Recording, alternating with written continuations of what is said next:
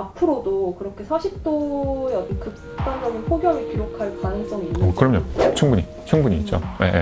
어떻게 보면 영국 같은 경우에는 40도 이상 넘어가본 지 한 번도 없거든요.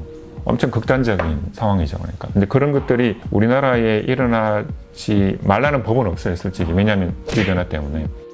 대기 중에 탄소 농도를 줄이는 게 우리가 기후 위기를 막을 수 있는 유일한 방법이에요. 인류가 할 수 있는 유일한 방법이에요. 그 유럽 지역의 어떤 일정한 특성을 가진 어떤 고기압성 순환이 지속적으로 자리를 잡고 있거든요. 그 순환 자체가 오랫동안 유지가 되다 보니까 폭염이 또는 열파가 발생하는 건데, 고기압성 순환은 구름이 없어 일사가 강하고 기온이 높은 것이 특징입니다. 원래대로라면 고기압성 순환은 3, 4일 정도 있다가 동쪽으로 이동합니다. 그런데 뜨거운 성질의 고기압성 순환이 유럽 지역에 2주 넘게 자리 잡아 극단적인 폭염이 발생한 것입니다. 그러면 이제 근본적인 질문이 왜 그런 어떤 고기압성 순환이 그 지역에 계속해서 자리를 잡고 있느냐? 저는 두 가지 요소로 보고 있어요. 첫 번째는 뭐냐면 북극 지역에 얼음이 과거보다 심하게 많이 녹아서, 이게 뭐냐면 북극해 지역의 얼음의 면적을 보여주고 있는 그래프거든요. 파란색이 뭐냐면 2022년도예요. 그러니까 이 실선이 평균값이에요.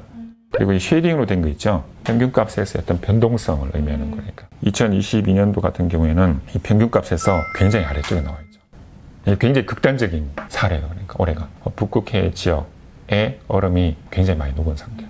그럼 그 지역에 얼음이 많이 녹으면 해양이 드러나게 되잖아요. 그러면 이제 해양에서 대기 쪽으로 열이 엄청나게 전달이 된다. 얼음이 없어져 버렸으니까. 그럼 그게 대기를 가열시키는 거예요. 거기에서 그러니까 고기압을 만드는 거죠. 그러니까. 네. 그거랑 두 번째는 뭐냐면 북대서양 지역의 해수면 온도, 높은 해수면 온도 자체가 다시 또 대기를 가열해서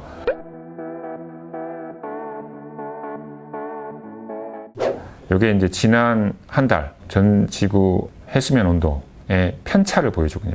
편차라는 것은 이제 기후학적인 평균값에서 얼마나 벗어났나. 근데 빨갛게 된 게 예전 기후학적인 평균값보다는 굉장히 더운, 따뜻한, 그리고 이렇게 파란색으로 된 게 차가운 거거든요. 이 지역에 이제 얼음이 많이 녹아가지고 엄청 따뜻하다는 걸 알 수가 있어요. 그죠? 지중해도 지금 엄청 따뜻하죠. 그리고 제가 주목하는 거는 요 지역이에요, 요 지역. 북대서양 지역. 북대서양 지역의 해수면 온도가 예전보다 지금 굉장히 따뜻하거든요. 요런 어떤 따뜻한 해수면 온도가 계속 유지가 되는 거예요. 그러니까 계속 유지가 되면서 요게 이제 결국은 또 대기를 강제력화시키는 거죠.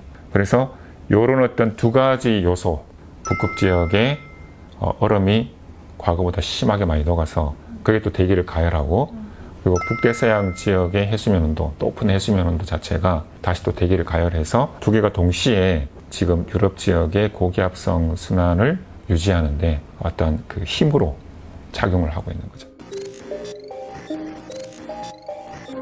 우리나라에 폭염이 발생했을 때에 그 지표면 온도를 이렇게 다 모아놓은 거거든요. 우리나라에 폭염이 올 때에 지금 폭염이 한창인 지역이 있잖아요. 요 지역이거든요. 요 지역은 오히려 선선해요. 그 말은 이 지역이 따뜻하면, 폭염이면 우리나라는 좀 상대적으로 선선하다는 거예요.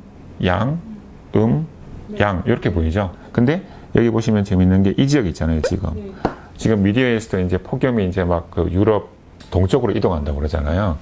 근데 그 지역에 폭염이 엄청 있으면, 심하면 우리나라를 포함한 동아시아 지역에도 폭염이 올 수 있어요. 이것도 역시 이제 대기 파동으로 이해를 하시면 돼요. 그러니까 이 고기압성 흐름이 남서 유럽 쪽에 계속 유지를 하고 있다가 그게 이제 서서히 이제 동쪽으로 이동을 하는 거죠.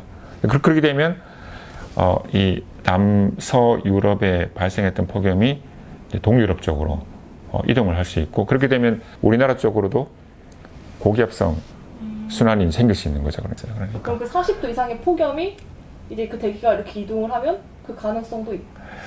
아니요, 그거는 왜냐하면 순환이라는 것 자체가 움직이면서 또 변질도 되고 막 그러기 때문에 강도가 그대로 우리나라 쪽으로 온다라고 이야기하기는 쉽잖아요. 열파가 발생을 충분히 할 수 있는데 40도까지의 그런 어떤 열파? 그거는 좀 섣불리 그렇게 이야기하기는 좀 힘들 것 같고, 앞으로도 그렇게 40도의 어떤 극단적인 폭염을 기록할 가능성이 있는 그럼요. 충분히 있죠. 예, 예. 어떻게 보면 영국 같은 경우에는 40도 이상 넘어가본 지 한 번도 없거든요. 엄청 극단적인 상황이죠. 그러니까. 근데 그런 것들이 우리나라에 일어나지 말라는 법은 없어요, 솔직히. 왜냐하면 기후변화 때문에. 과거에 한 번도 경험해보지 못했던 그런 어떤 극한 기후 현상들 자체가 발생할 가능성이 굉장히 높아진다는 것 자체가 기후변화의 가장 큰 위험성이거든요. 그러니까 2016년, 2018년 이런 열파 현상들이 있었는데 그거를 뛰어넘는 폭염 현상 이런 것들이 충분히 발생할 수 있어요. 우리가 이 과학 커뮤니티에서 이제 기후의 비가역성이라고 그러거든요. 비가역성 또는 임계점. 그러니까 임계점을 넘어선다는 게 탄소를 줄여도 그런 노력을 해도 이제 더 이상 돌이킬 수 없는 그런 상황. 그걸 막기 위해 가지고 이제 1.5도씨, 2도씨를 제한을 하자, 탄소 중립을 하자, 그런 얘기가 나오는 건데, 만약에 전 지구 평균 기온이 1.5도씨, 2도씨를 넘으면 우리가 한 번도 경험해보지 못하는 그런 어떤 세계, 그런 어떤 현상, 그것들이 발생할 수 있기 때문에 그렇거든요. 그러니까 극지방에 있는 얼음을 녹으면 안 된다. 그 말과 같은 의미. 같은 의미죠. 그러니까 많은 과학자들이 의심을 하고 있으니까 지구 평균 온도 1.5도씨, 2도씨, 또 그 이상까지 가는 도중에 지구의 기후 시스템이 티핑 포인트를 임계점을 넘어설 수 있다라고 염려를 하고 있죠. 그러니까. 결국엔 탄소 배출을 줄이는 게 어쨌든 이상 기온을 막는 데 가장 큰 유일한 방법. 핵심이 돼요. 네, 유일한 방법입니다. 대기 중에 탄소 농도를 줄이는 게 우리가 기후 위기를 막을 수 있는 유일한 방법, 인류가 할 수 있는 유일한 방법이에요. 네.